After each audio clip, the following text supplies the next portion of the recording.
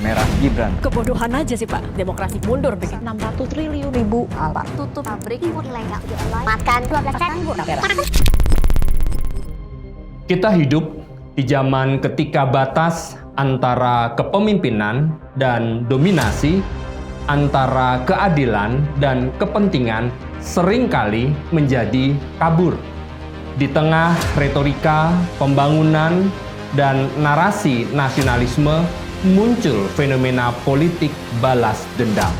Mereka yang berprestasi, kita harus menuju ke arah merit system. Semua adalah merit, prestasi, pengabdian, pengorbanan. Dan yang lebih penting bagi kita sebagai komunitas iman, apa respon teologis dan pedagogis yang harus kita miliki sebagai orang Kristen dalam suasana yang penuh dengan hasrat balas membalas.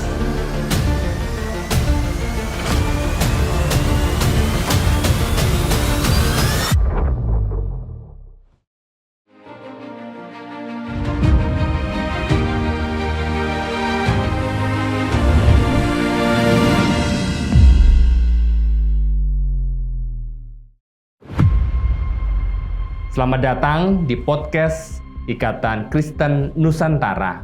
Hari ini kita akan membahas sebuah tema, melawan politik balas dendam. Dalam tradisi pendidikan Kristen, kita percaya bahwa belajar bukan hanya soal informasi, tetapi transformasi. Maka hari ini kita tidak hanya ingin paham apa itu politik balas dendam, tetapi juga menimbangnya dari perspektif etika Kristen dan praksis pendidikan yang membebaskan. Mari kita mulai perjalanan diskusi ini dengan semangat terbuka, pikiran yang kritis, dan hati yang dituntun oleh kasih. Karena hanya dengan demikian, kita bisa sungguh menjadi saksi Kristus yang bukan membalas dengan pedang, tapi mengalahkan dunia dengan kasih dan kebenaran. Mari kita mulai pembahasannya. Apa itu politik balas dendam? Politik balas dendam merujuk pada tindakan kekuasaan yang digunakan untuk membalas dendam terhadap lawan politik. Bisa dalam bentuk kriminalisasi, pengucilan dari akses politik, atau pembalasan secara sistemik. Menurut ilmuwan politik Larry Diamond, ia menyampaikan bahwa ini adalah bentuk pelecehan terhadap demokrasi, karena penguasa seharusnya melihat oposisi sebagai mitra, bukan musuh. Fenomena ini bukan hal yang baru, tetapi selalu menjadi ancaman nyata dalam setiap transisi kekuasaan, termasuk yang ada di negara kita, Indonesia. Bagaimana dengan konteks Indonesia, terutama dalam pemerintahan Presiden Prabowo dan Wakil Presiden Gibran? Dalam konteks Indonesia, pasca pemilu 2024, kemenangan pasangan Prabowo Gibran diwarnai dengan perdebatan panjang, mulai dari putusan Mahkamah Konstitusi hingga sentimen oleh elit politik yang kalah pasca pemilu. Kini muncul kekhawatiran publik, apakah pemerintahan baru ini akan marginalisasi oposisi? Apakah akan terjadi praktek pembalasan politik baik mereka yang ada dalam pemerintahan, demikian juga sebaliknya yang di luar pemerintahan? Inilah saatnya kita menelaahnya dalam terang iman. Mengapa balas dendam bertentangan dengan ajaran Kristiani? Dalam Injil Matius pasal 5 ayat 44, Yesus menyampaikan, "Kasihilah musuhmu dan berdoalah bagi mereka yang menganiaya kamu." Yesus tidak hanya menyerukan pengampunan pribadi, tetapi juga mendobrak struktur sosial yang penuh pembalasan dan kebencian. John Howard Yoder dalam The Politics of Jesus menegaskan bahwa salib merupakan penolakan terhadap kekuasaan koersif. Kekuasaan Kristiani bukanlah soal membalas, melainkan menebus, bukan memvonis, melainkan mencari solusi. Maka, ketika kekuasaan dipakai untuk membalas dendam politik, kita harus bertanya, apakah ini cermin dari Kristus atau cermin dari kekuasaan duniawi? Selanjutnya, bagaimana peran pendidikan Kristen?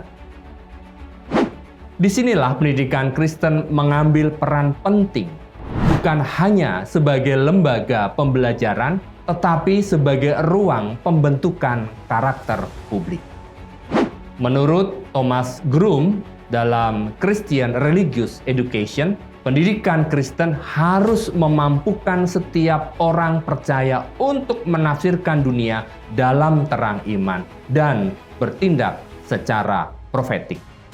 Setiap kita diajarkan untuk kritis terhadap kekuasaan tanpa menjadi sinis. Mampu membedakan antara keadilan dan balas dendam.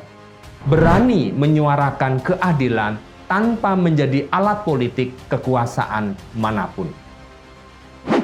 Sebagai alternatif, ajaran Kristen menawarkan jalan restoratif, bukan retributif.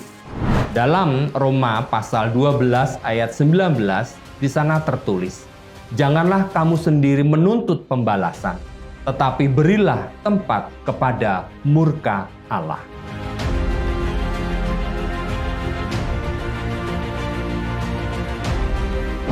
Keadilan restoratif adalah jalan tengah antara mengampuni dan mengabaikan kejahatan.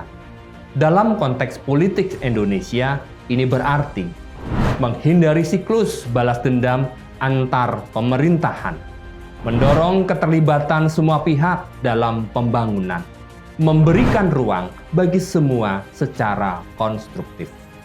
Parker Palmer menyebut pendidikan sebagai tindakan cinta yang membebaskan. Pendidikan Kristen dengan demikian adalah ruang bagi dialog, bukan dominasi. Selanjutnya kita akan membahas di mana posisi gereja dan pendidikan Kristen. Sangat penting ditekankan, gereja dan pendidikan Kristen harus tetap menjadi penjaga nilai, bukan alat politik.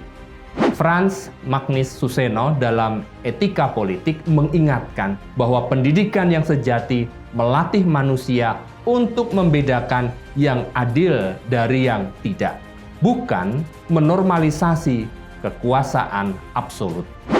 Sementara Stanley Hauerwas mengingatkan bahwa gereja adalah komunitas alternatif, bukan bagian dari struktur negara.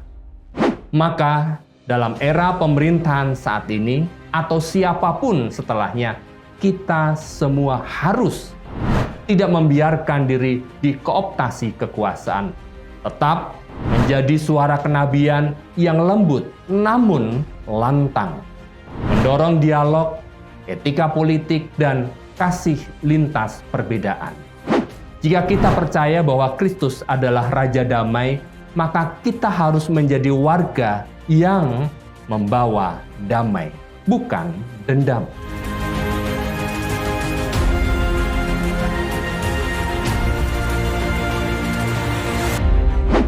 Pendidikan Kristen di Indonesia harus menyiapkan generasi yang peka terhadap ketidakadilan, mampu bersikap kritis dan dialogis, dan siap menjadi agen rekonsiliasi, bukan alat balas dendam. Terima kasih telah mendengar episode kali ini.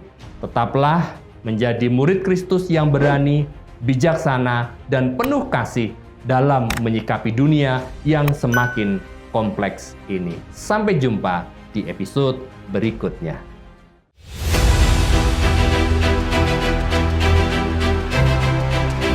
Ikatan Kristen Nusantara adalah komunitas lintas denominasi.